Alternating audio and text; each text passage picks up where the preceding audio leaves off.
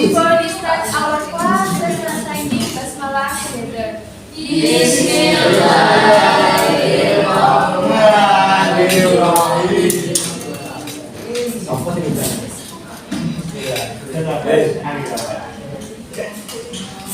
Today we will learn about context, but first please raise your hand who haven't presentation. Amin. Amin. Tangan. Kamu Kamu.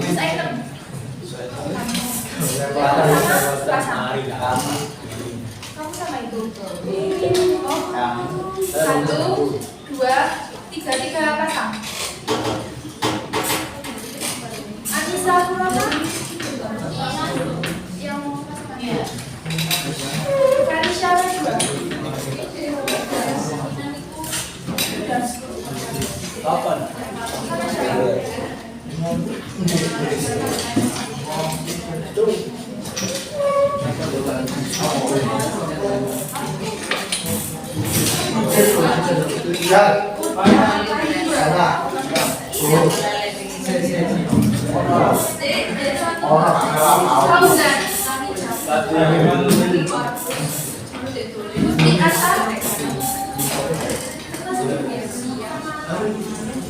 Untuk presentasi kali ini gak pakai prompt, pakai sasa, tapi kalian boleh bawa teks, tapi tetap ada pengurangan nilai.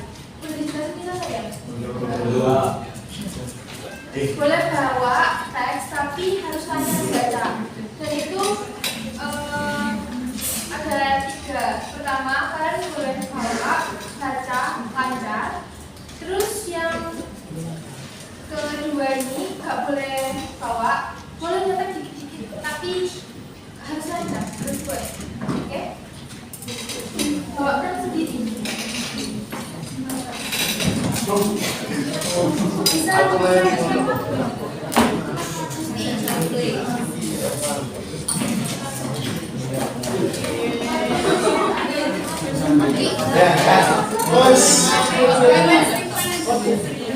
Baik.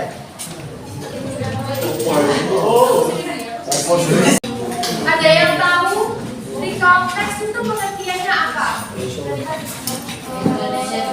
Ya, cerita di masa lalu, ya. Ya, menceritakan cerita yang ada di masa lalu. Selama lebaran kemarin, kalian ngapain aja kegiatannya?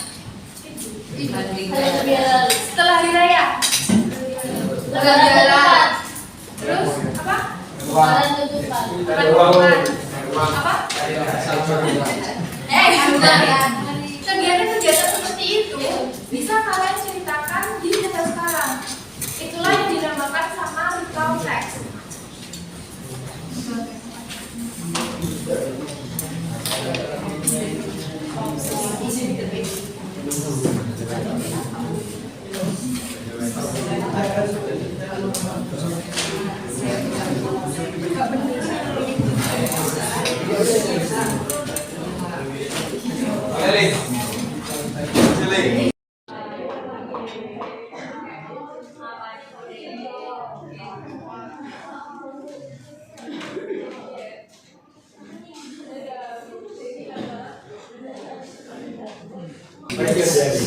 Jadi, recount text itu kita udah experience in the past. Sedangkan recount text itu dibagi menjadi berapa? Ada yang tahu?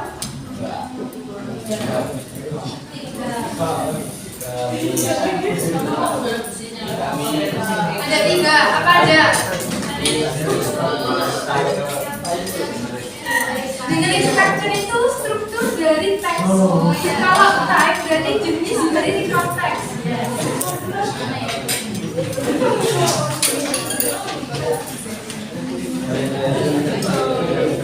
Ada nggak?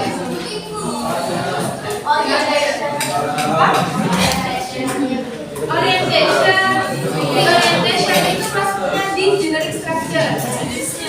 Sedangkan kalau type, kalau diperhatikan ya, kalau type itu pertama ada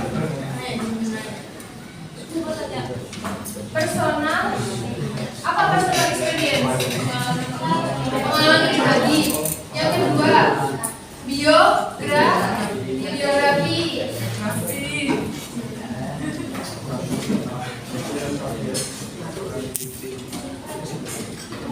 Yang ketiga apa? Cerita tentang sejarah, berarti history.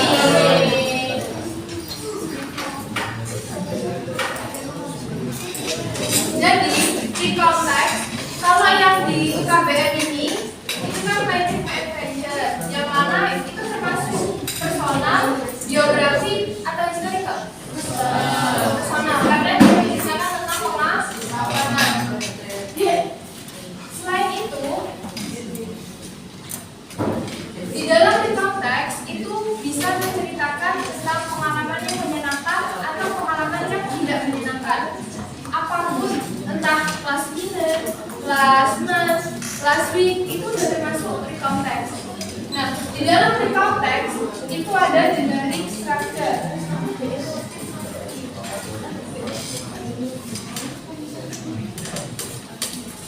Sama yang seperti disebutkan Tasya tadi, orientation. Nah, orientation itu maksudnya generic structure, bukan kelas.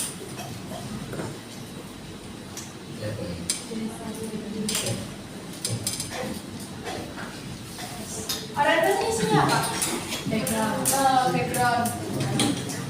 Ciri-cirinya apa biasanya?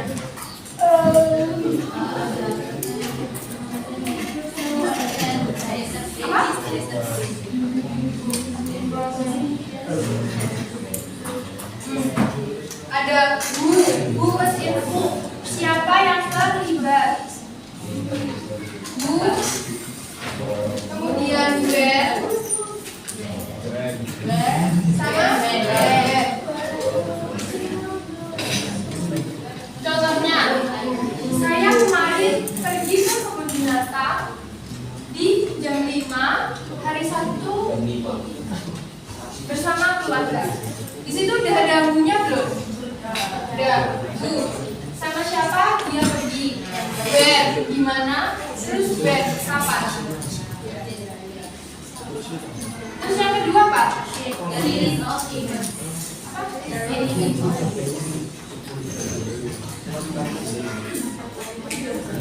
Nah, di dalam statement apa? Statement apa?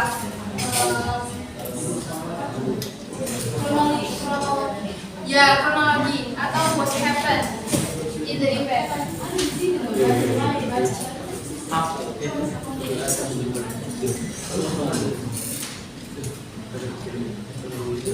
Seperti contoh tadi, contohnya saya pergi ke kebun binatang. Nah, apa yang terjadi di sana? Saya melihat binatang, saya foto dengan keluarga. Itu masuk dan biasanya ini tuh di paragraf pertama, ini paragraf kedua. Terus yang tadi apa? Pre-orientation.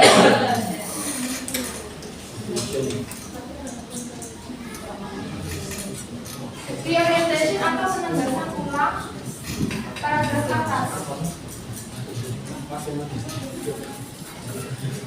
Biasanya ini opsional, bisa ada, bisa enggak, karena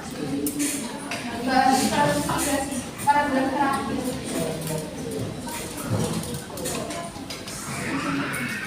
Jadi habis menceritakan what happened in the event, kita masukkan di orientation. Di orientation ini kita bisa ngomong kayak dari kunjungan saya di kebun binatang tadi, saya berharap bisa mengunjungi tempat itu lagi. Jadi kembali ke paragraf atas menceritakan ulang. Ada yang ditanyakan? Udah paham belum yang sampai dari structure? Katanya ini. Kamu, kita kasih jawab. Kamu. Jadi structure itu ada apa aja? Siapa kita kelasnya?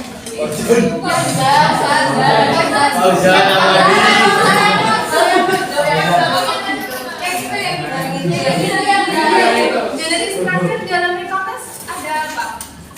3 katanya. Apa aja? Apa baca?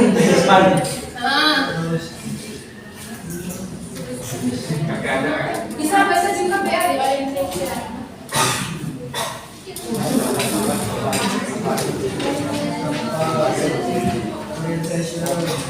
Ya. Orientation. Di dalam orientation, ciri-cirinya ada apa? Maksudnya biar penanda kalau itu orientation.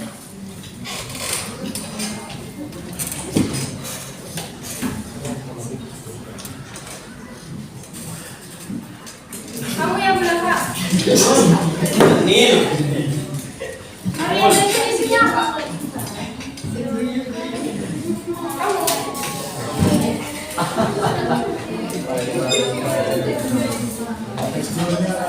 Ya, background. Di dalam background isinya apa? Ya, sama when. Apa when? Kalau di orientation, kamu? Ya, di orientation isinya apa? Comment about the event or what happened in the event. Maksudnya? Maksudnya berisikan komentar tentang apa yang terjadi di event tersebut dan apa yang terjadi sampai akhirnya. Banyak? Series of event isinya apa?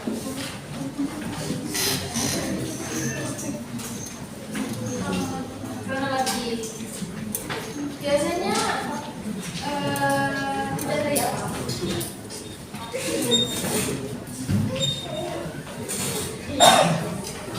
Kronologi pasti terdekat ya. Nah, selain dari generic structure, di sini juga ada language features. Apa dalam bahasa Indonesia language features? Ya, ciri juru bahasa.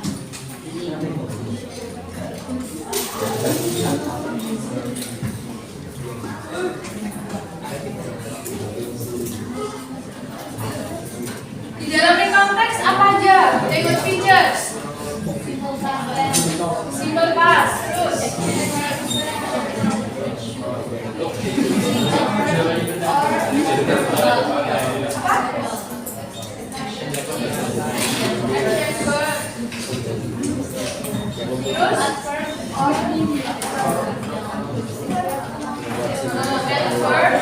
Of time and place.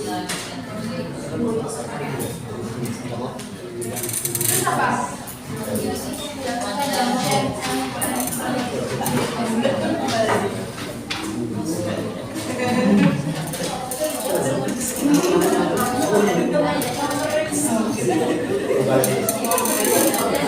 Di dalam simple past yang ada pada di konteks, contohnya apa?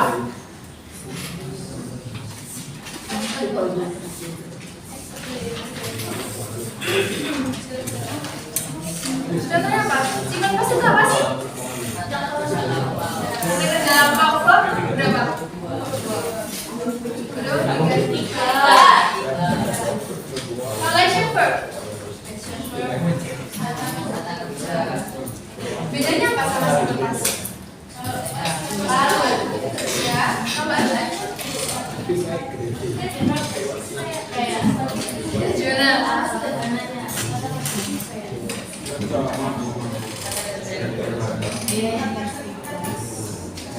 Kalau dalam teks itu kan pasti kata kerjanya dalam bentuk verb 3, betul? Nah, berarti apa? Kalau simple past itu menunjukkan waktu. Kalau action verb itu kata kerjanya kan? Jadi kalau dalam konteks itu kata kerja kan awalnya dia pasti bersatu karena itu menciptakan masalah lalu diubah verb 3. Terus kalau action of time itu apa? Masih yang depan.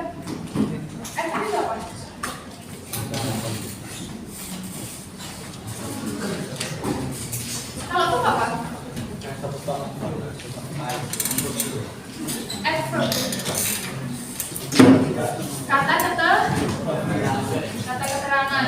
Kalau ada of type berarti kata keterangan. Kalau place, nah biasanya ini ada di paragraf 1 yang where. Ini ada pas, di sini ada continuous. Berarti apa? Iya, dia menghafal. Tapi ketika ada continuous di sini itu sebagai apa? Berarti kejadian.